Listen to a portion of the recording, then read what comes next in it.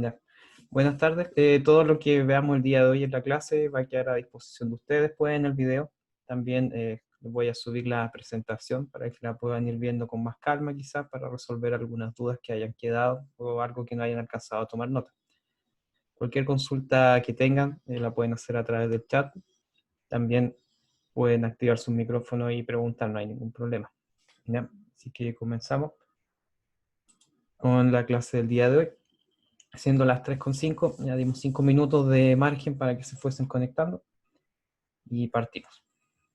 Cuando nosotros hablamos del proceso, ¿cierto?, de exploración, que está relacionado con lo que ya veníamos trabajando la semana pasada y que vamos a continuar eh, con este trabajo durante esta semana, estamos hablando en primer lugar de delimitar las fronteras que va a tener nuestro país. Todo esto va sucediendo desde el año 1818 en adelante. Gran parte de las fronteras que ya existían en Latinoamérica correspondían a la herencia de la época colonial.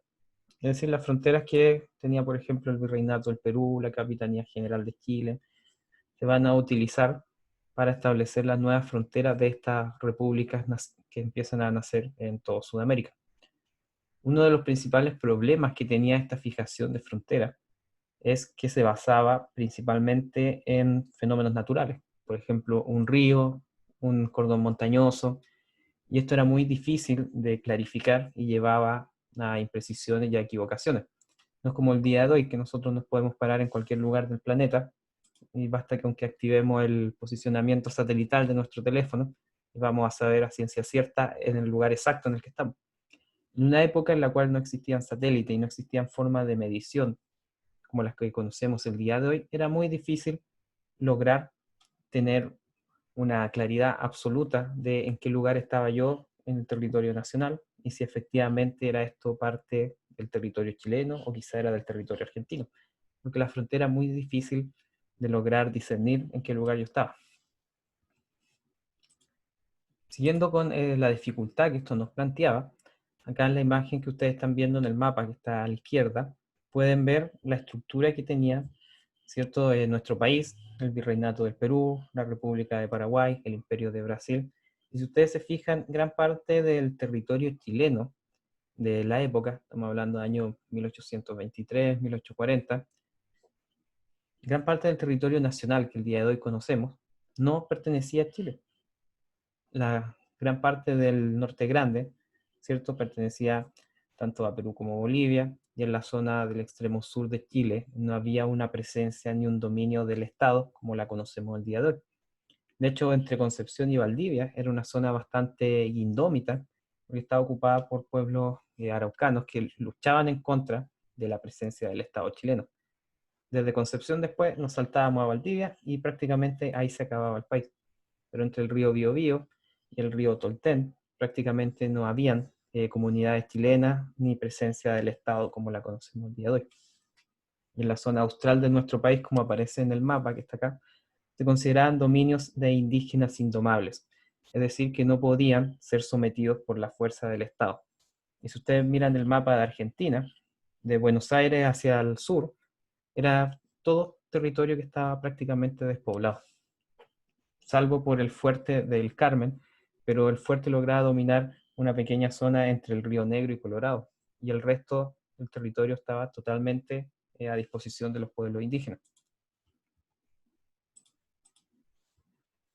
¿Cuáles son las dificultades que va a tener que ir enfrentando nuestro país? Hasta el día de hoy, por ejemplo, ustedes lo pueden ver en la imagen que está a su izquierda, esa fotografía corresponde a a la cuesta de Buenos Aires, que queda de la ciudad de La Serena hacia el norte. Es una cuesta que tiene aproximadamente 8 kilómetros de longitud. Imagínense si el día de hoy es difícil desplazarse dentro de nuestro territorio nacional, y eso que hoy día tenemos autopistas, carreteras, ferrocarriles, un montón de aeropuertos. Imagínense lo complicado que era esto hace 150 años atrás o hace 200 años atrás, cuando los medios de comunicación que se utilizaban, los medios de transporte que se utilizaban eran principalmente a caballo, con carretas, carruajes, y era muy complejo lograr desplazarse de un lugar a otro dentro del país. De hecho, habían zonas en las cuales prácticamente no llegaba el Estado. Así que los elementos que nosotros tenemos que considerar cuando hablamos de las dificultades que va a tener nuestro país para consolidar su territorio, tenemos en primer lugar, ¿cierto?, la geografía, que era muy compleja, estos cordones montañosos que eso hace que sea muy difícil trasladarse de un lugar a otro, recursos escasos, era un país que estaba comenzando su vida independiente, no tenía un sistema económico consolidado como el día de hoy, que es capaz de resistir incluso a una pandemia, con dificultades, pero logra sobrevivir. Y los medios de comunicación eran totalmente ineficientes. El día de hoy nosotros, ¿cierto? Mandamos un mensaje por nuestro teléfono y le llega de forma inmediata a nuestros amigos, nuestra familia, aunque esté al otro lado del planeta prácticamente. Pero en esta época, para lograr comunicarse, teníamos que esperar meses entre que yo mandaba una carta y esta carta llegaba al destinatario y después la respuesta. Fácilmente, por ejemplo, una carta que yo enviaba que usted, que yo enviaba de Concepción a Santiago podía demorarse un mes en llegar a Santiago y después otro mes en que me llegue de vuelta. Y así era la comunicación, era lento. Y la forma de pensar y la forma de vida también de la gente era más pausada que el día de hoy. El día de hoy, cierto, nosotros queremos las cosas de forma inmediata y los medios de transporte y comunicación funcionan de esa manera. Si alguien quisiera ir a Japón, por ejemplo, ya hablemos en un año más, cuando ya se acaben las restricciones de pandemia actuales, basta con que esa persona compre un pasaje aéreo y en algo así como 20 horas ya va a estar en Japón. En cambio, en esta época, para ir a otro país, hablábamos de meses de preparación para el viaje, además que eran carísimos y eran bastante más peligrosos que viajar con los medios actuales. Por lo tanto, todos esos problemas vamos a tener para lograr comunicarnos de un extremo a otro dentro de nuestro país. Dentro de todos estos aspectos de ir, ¿cierto?, creando un nuevo estado, está el tema de que necesitamos conocer qué es lo que compone a nuestro territorio y también cuál es el componente cultural que tienen las personas que habitan en él, cuáles son las tradiciones que ellos tienen, las costumbres, la cultura, las creencias. Y todos esos elementos van a ser parte de lo que va a ir identificando las distintas ramas de la ciencia. Acuérdense que cuando hablamos de ciencia, puede ser la ciencia física, biológica, química, pero también están las ciencias sociales, que se encargan de estudiar, ¿cierto?, las relaciones entre las personas o la relación de las personas con su entorno. Y se encarga del estudio de la sociedad, que sería el componente donde tenemos que ver nosotros, los seres humanos. El rol de la ciencia va a ser importante porque nos va a permitir reconocer todo el territorio del país y nos va a permitir ocuparlo de forma efectiva. Antes de que yo construya una ciudad como Estado, necesito conocer el lugar en el cual va a estar emplazado. Y eso a ustedes les va a permitir entender, por ejemplo, por qué en Laja se instaló la fábrica de CMPC y no se instaló en Los Ángeles, por ejemplo, que ya era una ciudad más grande en la época. ¿Qué es lo que tiene la ciudad de Laja? Que es bastante más práctico para instalar una industria forestal, la cercanía al río Biobío, ¿cierto? También la cercanía a la línea de ferrocarril que iba del norte hacia el sur. Esos son elementos que se van analizando para ver la instalación, ¿cierto?, de una industria o de una ciudad. Dentro del trabajo que se va a realizar para lograr ir teniendo esta información que tiene que ser, ¿cierto?, certera, información que no tenga una gran cantidad de errores. La importancia que tienen los censos, por ejemplo, y que vamos a ir viendo más adelante, tiene que ver con conocer la población, cómo se distribuye y las características de esta población. De esa forma, después, cuando el Estado tiene que tomar decisiones sobre, por ejemplo, dónde construir un hospital nuevo, o si es que se necesita un colegio en algún lugar, o si quizá hay que cambiar los medios de locomoción pública que llegan a estos sectores. Para todas esas decisiones que va tomando el Estado, se necesitan los censos. Porque yo, para tomar una decisión, si ustedes se acuerdan lo que vimos en economía, para tomar una decisión yo necesito estar, ¿cierto?, informado, tengo que conocer los recursos con los cuales cuento, que en todos los casos son recursos escasos, para satisfacer las necesidades que tiene la sociedad, que son ilimitadas. Los censos nos permiten conocer de mejor manera la población, su conformación y su distribución. Y de esa forma tomar decisiones que tengan un mayor impacto social en el bienestar de las personas. Y en el caso de las universidades, ellas se van a ir encargando de desarrollar la investigación científica, conocer el tipo de tierra que hay en nuestro país, la fauna que puede quizá desarrollarse de forma industrial, por el tipo de suelo, por los alimentos disponibles para tanto el ganado como para los animales. Por eso es importante reconocer el territorio y las riquezas y los recursos que tiene y que nos pone a nosotros como país a nuestra disposición. ¿Para qué sirven los censos? Bueno, el censo, ¿cierto?, es una estadística oficial que se encarga el Estado de realizarla. La última vez que se hizo un censo fue el año 2017, así que probablemente puede que hayan ido a sus casas y le hayan hecho preguntas del tipo cuántas personas viven en el hogar, cuántas habitaciones se utilizan para dormir, los materiales de los cuales está construida la casa, y toda esta información sirve para que el Estado después sepa, por ejemplo, de que en Laja, supongamos que hay 10.000 casas, y de esas 10.000 casas que hay en Laja, existen 400 casas en las cuales viven 2 o 3 familias. Y eso nos va a permitir entender de que es necesario construir más vivienda en esta ciudad. Por eso es importante los censos. Nos permite conocer a la población, cómo vive la población y de qué forma está compuesta. Y como les decía antes, esto lleva a la toma de decisiones. Al igual que nosotros tenemos recursos escasos y necesidades limitadas, el Estado también tiene recursos escasos y las necesidades de la población son ilimitadas. Por lo tanto, ahí hay que ir viendo cómo distribuir el dinero, de qué forma ayudar y de qué forma lograr el bienestar social. En la mañana, si ustedes estuvieron viendo televisión en cualquier canal, se está hablando del tema de cómo lograr paliar de mejor manera la tremenda crisis económica que ha causado la pandemia y también esta crisis que se viene arrastrando desde octubre del año pasado.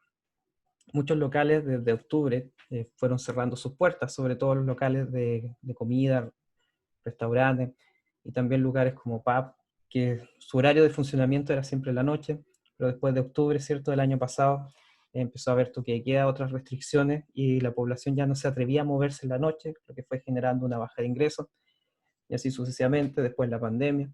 Entonces el Estado al día de hoy tiene que ver de qué forma puede ayudar, puede contribuir a que la población de Chile no caiga en una situación de pobreza y lograr ayudar a que ellos salgan de esta vulnerabilidad en la cual están en este momento. Muchas familias que se quedaron sin trabajo, el Estado tiene que ver de qué forma ayudar a que estas familias salgan adelante.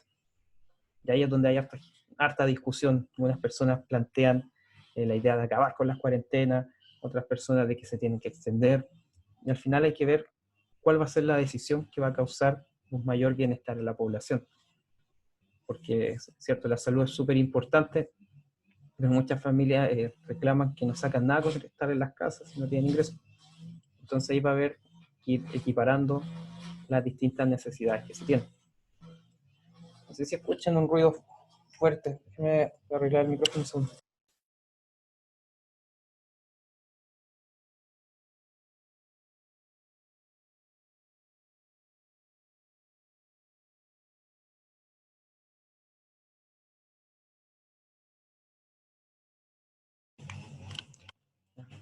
¿Sí, escuchan bien o se escucha algún ruido molesto?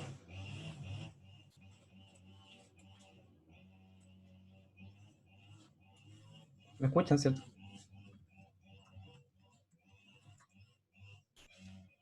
Lo que pasa es que están cortando el pasto al frente, entonces no sé si a ustedes les alcanza a llegar por el micrófono el ruido de la máquina.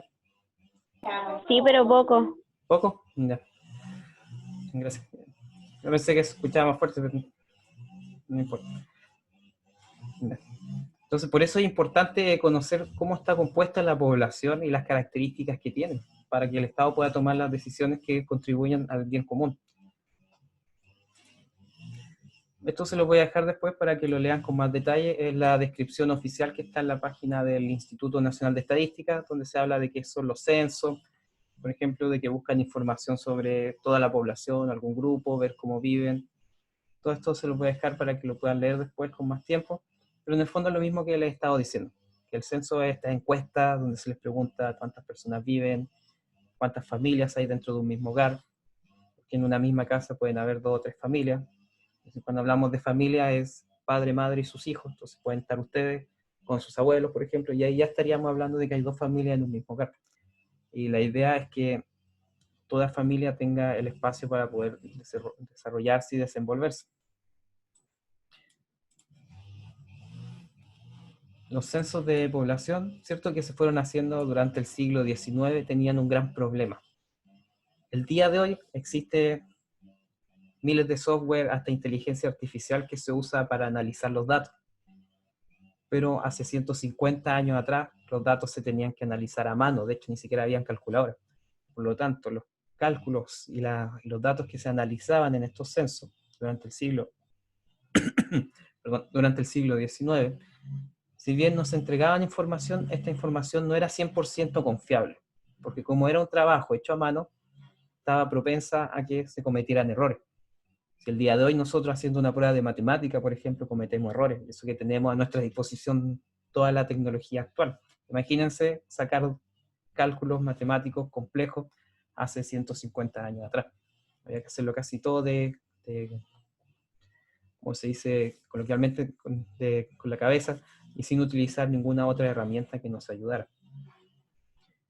Si bien los datos, ¿cierto?, no fueron tan confiables, sí nos permitió tener como una imagen general de la distribución de la población en nuestro país, y eso al Estado les fue permitiendo conocer cómo estaba compuesto nuestro territorio, quiénes habitaban en la zona sur, la zona norte, en la zona costera, por ejemplo, y de esa forma conocer cómo se estaba formando esta naciente y nueva república. Cuando hablamos de la institucionalidad, quiere decir que son las leyes que están detrás del funcionamiento de este censo. Detrás de cada iniciativa que emprende el gobierno, de cada institución nueva que se crea, tiene que haber una ley. Y toda ley nueva que se crea tiene que tener también su fuente de financiamiento. Cuando la Cámara de Diputados genera una ley el día de hoy, esta ley tiene que ir acompañada del lugar del cual se van a sacar los recursos para financiarla. ¿Y por qué se hace esto? Porque se busca que el Estado sea solvente a largo plazo, no que se propongan cosas que van a significar que como país nos tengamos que endeudar. Es lo mismo si lo llevamos a la economía de la casa. Si yo quiero hacer una ampliación en mi casa, no tengo ahorro, voy a tener que recurrir a un crédito. Y ese crédito, después de un tiempo, puede que me genere una merma en mi situación económica y finalmente puede que el beneficio de la ampliación de la casa no sea tan grande en comparación al malestar que me va a causar tener que ir pagando estas cuotas mensuales. Entonces, cada vez que una ley se crea, esta ley tiene que ir acompañada de la fuente de financiamiento y aparte tiene que estar estructurada la forma en que va a funcionar, por ejemplo, la estadística de la oficina de estadística. Cuando se crea esta ley, va a permitir que se contraten a gente experta en el tema estadístico que se van a traer del extranjero y ellos van a ayudar a ir consolidando la información que se va a ir recopilando. De esta forma va a ser más precisa y nos va a servir de mejor manera para la toma de decisiones que se va a hacer posteriormente. Dentro de una de las principales instituciones que se va a encargar de esto, tenemos a la Universidad de Chile, la casa de estudios, la que aparece en la imagen de la izquierda, no el equipo de fútbol. Esta fue fundada en el año 1843 con la función principal de que ellos se iban a encargar de todo el ámbito académico y científico del reconocimiento del territorio. Ellos van a llevar a cabo exploraciones, van a contratar a personas que van a venir del extranjero a hacer este trabajo, a distintos expertos. Los vamos a ir viendo más adelante, quiénes fueron ellos y cuáles fueron sus principales aportes. El rol de la universidad, ¿cierto?, es un rol educacional, pero con una vocación científica. ¿Qué significa esto? Busca formar, como no habían universidades que tuviesen esta vocación científica en el país, la Universidad de Chile va a permitir formar a los próximos profesionales. Esa es la finalidad que tienen las universidades, entregar los profesionales que necesita la sociedad para el futuro. De la misma forma que los liceos entregan a los ciudadanos que necesita la sociedad para su funcionamiento.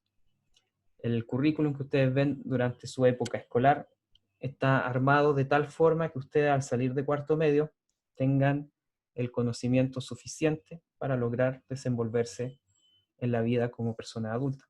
Y después ya sigue la educación superior, la universidad o los institutos, donde ustedes se van a ir perfeccionando de acuerdo a sus intereses en distintas áreas, profesiones o vocaciones. Y las universidades, cuando se crean en primera instancia, tenían esta finalidad de formar profesionales que el país necesitaba para sacarlo adelante.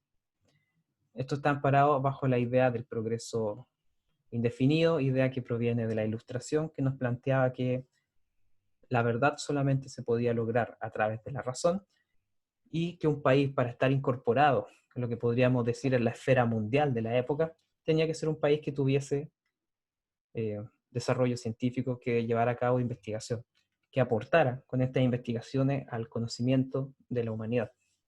Eso va a ser dentro de las principales finalidades o objetivos, podríamos decir, que va a tener la creación de la Universidad de Chile. Estas misiones científicas, como ustedes ven en la imagen de estos dos hombres que tienen una pinta como de Indiana Jones, son como exploradores, ¿ya? Ellos van a ir recorriendo terrenos nuevos, es decir, no es que no hayan existido antes, sino que territorios en los cuales no había llegado el hombre occidental a investigar qué es lo que había ahí. O sea, qué recursos naturales, por ejemplo, qué animales vivían en estos lugares. Y esto es sumamente importante para poder desarrollar posteriormente una industria en el país. Hay que conocer el tipo de suelo, por ejemplo, para saber que quizás en la octava región el suelo que tiene nuestra región es ideal para las plantaciones forestales, puede ser. En la novena región tiene un tipo de suelo, los minerales que están en la tierra son ideales para el cultivo de trigo, y por eso hasta el día de hoy está casi todo los campos en la región de la Araucanía con extensos cultivos de trigo, por ejemplo. Y de esa forma nosotros podemos sacar mayor provecho a los recursos naturales que están en nuestro país y de esa forma contribuir al desarrollo económico. Si el país crece económicamente, también va a ir mejorando la calidad de vida de las personas que en él habitan. Si ustedes van al caso de Corea del Sur, por ejemplo, Corea del Sur en los años 60 era un país agrícola. Se dedicaba principalmente a la exportación, si no me equivoco, de lechuga y de otros vegetales. No tenía nada que ver con industria. Pero el gobierno coreano se dio cuenta de que si seguían con ese esquema productivo de ser un país agrícola que exportaba alimentos a otros países del mundo, iban a ser un país pobre durante toda su vida. Y ellos se dieron cuenta que tenían que invertir fuerte en el ámbito de la educación, en el ámbito del desarrollo científico. Por eso es que el día de hoy, cuando nosotros hablamos de Corea del Sur, lo primero que se nos viene a la cabeza, aparte de las bandas de K-pop, ¿cierto?, es el desarrollo de tecnología, televisores, teléfonos, automóviles. El día de hoy es una potencia industrial, pero hace 60, 70 años atrás era un país pobre y agrícola. Pero ellos se dieron cuenta que la única forma de salir de esa pobreza era mediante el desarrollo científico y mediante la educación. De aquí estamos hablando de que son políticas de Estado, independiente de quién hubiese estado en el poder, llevaron a cabo este proceso de eh, tecnificación de su sociedad. Y por eso es que el día de hoy tiene una calidad de vida tan buena en comparación con otros países que siguen en esta esfera de vida agrícola. Es un país muy competitivo el día de hoy, Corea del Sur, además. Esto se debe a todo el desarrollo científico que ha tenido y también al desarrollo en el ámbito educacional. Dentro de los científicos que van a venir llegando a nuestro país y que van a venir a ayudar a conocer nuestro territorio y la riqueza que en él tenemos, uno de ellos va a ser Claudio Gell, quien era un naturalista, es decir, se encargaba del estudio principalmente de la flora y la fauna, y él va a llevar a cabo un recorrido de norte a sur de nuestro país y va a ir haciendo una especie de inventario de las plantas y animales que él va a ir reconociendo y que no estaban catalogadas antes.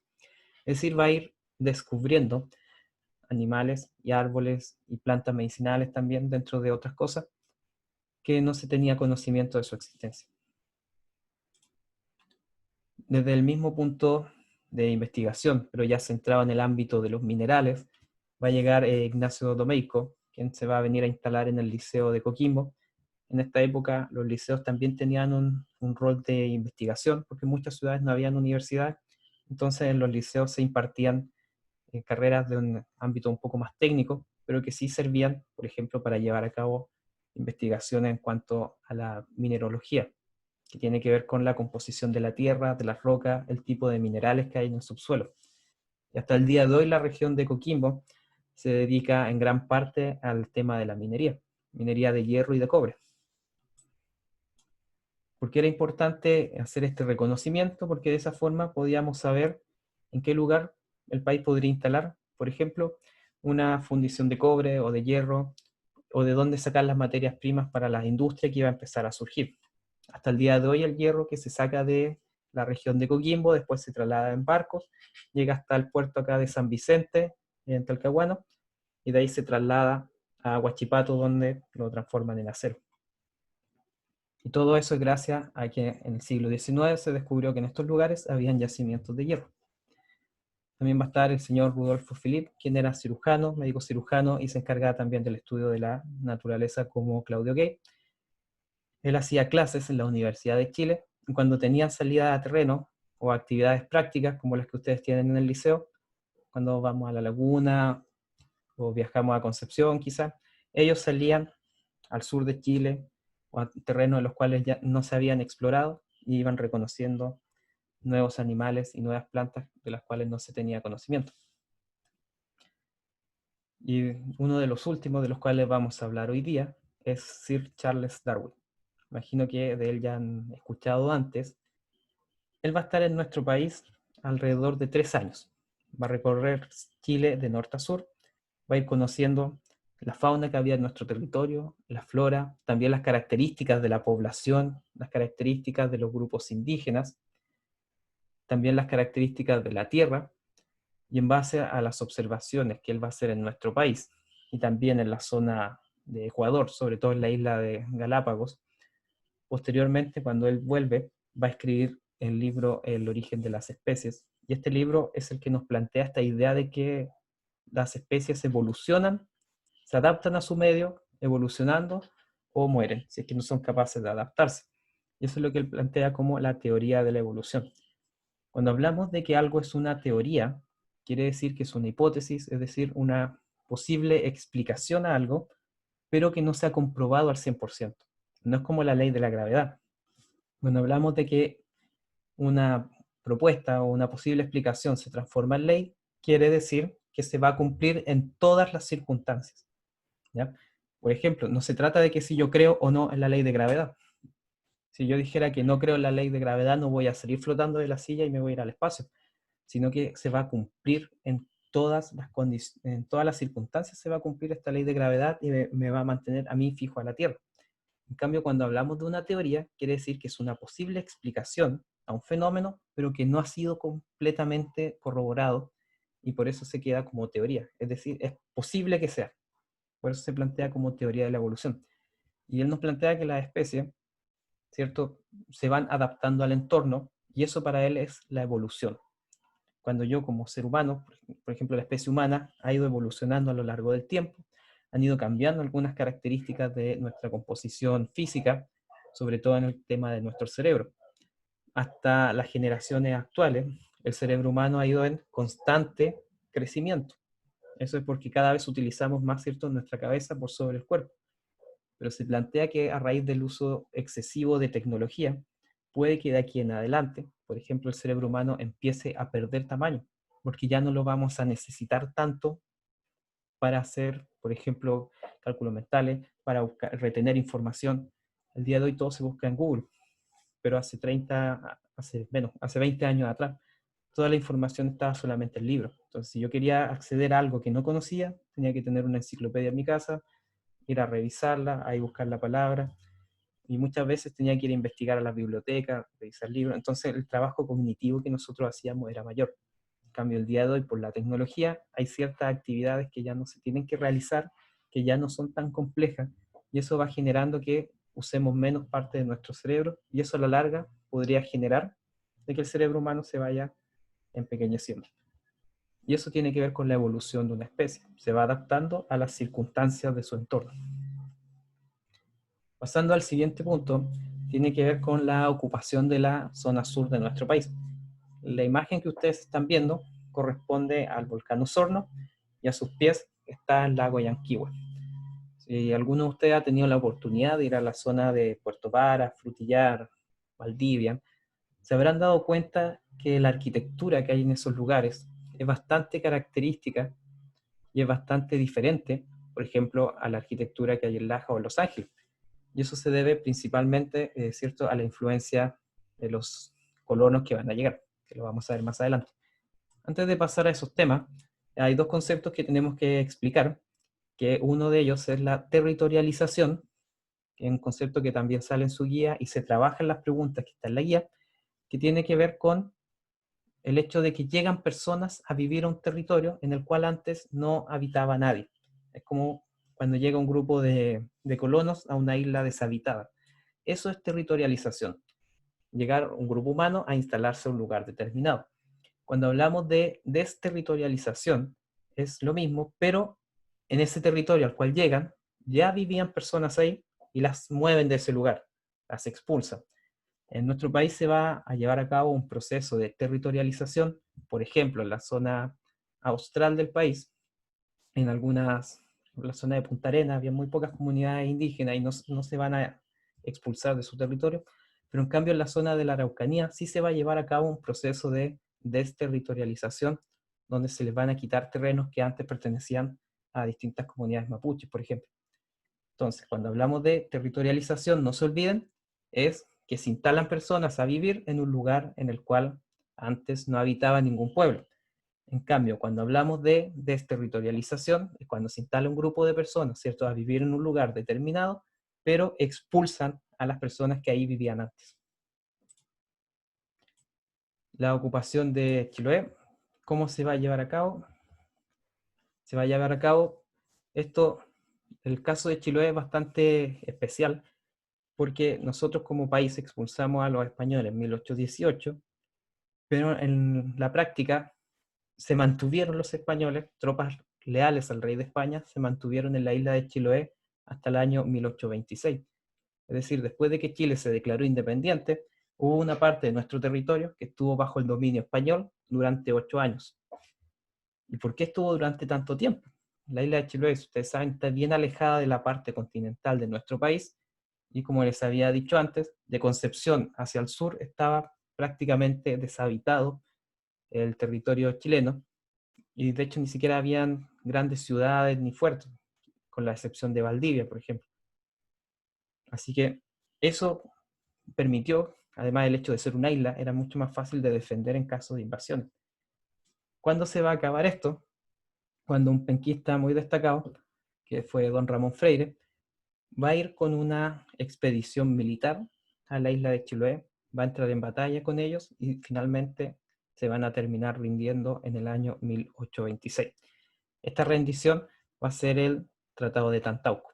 Con eso las tropas realistas se van de Chiloé y Chile ya elimina por completo la presencia española en nuestro territorio. Otro punto importante de ocupación en nuestro país es la zona austral, la zona de la región de Magallanes y la Antártica chilena. ¿Por qué es importante este territorio? Más adelante les voy a mostrar un mapa mundi donde sale la importancia que tiene el estrecho de Magallanes. ¿Cuáles son los pasos que se van a llevar a cabo para la ocupación de este territorio? En el año 1843, el presidente Bulnes va a ordenar que se funda un fuerte en las cercanías de Punta Arenas, de donde actualmente está Punta Arenas. En esa época no había nada. ¿Cuál era la finalidad de este fuerte? Que iba a tener cierta presencia militar y también iba a haber un trabajo ahí de exploración para buscar el mejor lugar para instalar una ciudad. Van a estar 6 años en ese proceso de reconocer el territorio, interactuar con los pueblos indígenas que por ahí habitaban, y 6 años después ya se va a fundar la primera ciudad de la zona austral de Chile, que va a ser Punta Arenas. Primero hay que reconocer el territorio donde se va a instalar, y una vez que ya encontramos la ubicación perfecta, se funda la ciudad. ¿Y por qué es importante tener presencia en el estrecho de Magallanes? ¿Y por qué el Estado de Chile se va a encargar de llevar a cabo esto? En el mapa que ustedes están viendo aparecen, ¿cierto?, 2 flechas y un círculo. El círculo nos muestra la ubicación del estrecho de Magallanes y la ciudad de Punta Arenas. Y si ustedes se fijan, en esta época era la única forma que había para pasar marítimamente hablando desde la zona de Europa hacia el Océano Pacífico. De hecho, el recorrido era más corto que dándose la vuelta por África. Y además, cruzar por el lado de África era más peligroso que hacerlo por América del Sur. Por lo tanto, si nosotros íbamos en barco desde Portugal, teníamos que, cruzar por el Océano Atlántico, el Estrecho de Magallanes, parábamos en Valparaíso a reabastecernos con alimentos, con agua también, y también hacíamos comercio en Valparaíso. vendíamos algunas de las cosas que traíamos, e incluso las podíamos dejar ahí, en almacenes fiscales que colocaba el gobierno a disposición de los comerciantes. Y después de acá continuaba nuestro viaje, ¿cierto? Por ejemplo, hacia Estados Unidos o hacia la zona, tienen que seguir la flecha, hacia la zona de Asia. Como todos sabemos, la Tierra no es plana, por lo tanto, si nosotros seguíamos navegando, íbamos a llegar a la zona de Asia. No nos íbamos a caer por el borde del planeta. También Estados Unidos usaba el estrecho de Magallanes para ir de la costa de Nueva York, por ejemplo, hacia Los Ángeles, San Francisco, California. Por lo tanto, era un paso muy utilizado por el comercio marítimo. Y quien controlase esta zona iba a controlar el comercio internacional de la época. Y por eso a nuestro país le importaba tanto ocupar el estrecho de Magallanes, por el valor comercial y estratégico que tiene hasta el día de hoy esta zona. Si bien el día de hoy ya no se utiliza como se utilizaba hace 200 años atrás, porque hoy en día la mayoría de los barcos cruzan del Océano Atlántico al Pacífico a través del Canal de Panamá. Pero los barcos que son muy grandes y que no caben por el canal, se tienen que dar la vuelta por el estrecho de Magallanes.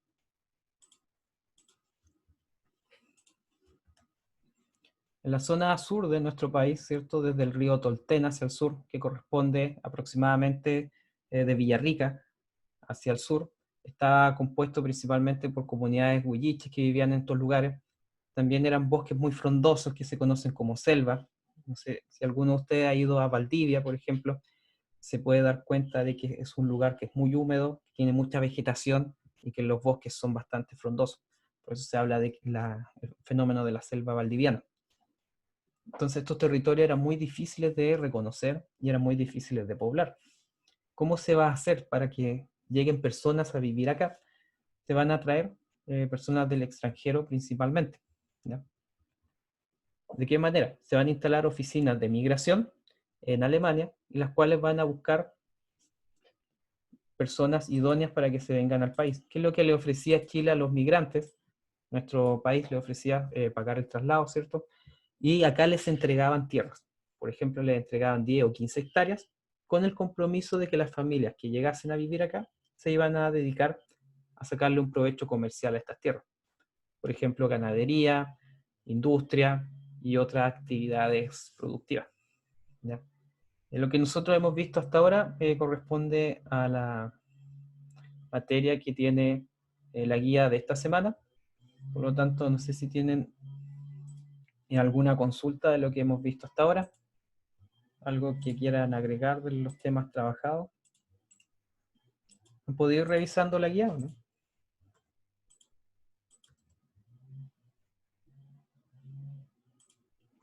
¿Cómo van con el tema?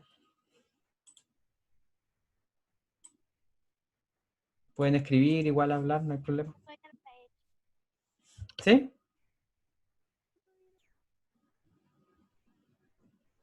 No sé si tienen alguna consulta de los temas que trabajamos. ¿O está claro lo que trabajamos hoy día?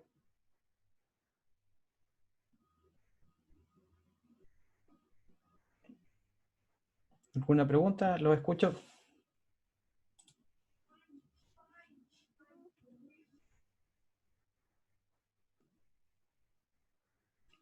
Bueno, si no hay consulta, les doy las gracias por haber estado acá. Al terminar la clase les voy a enviar la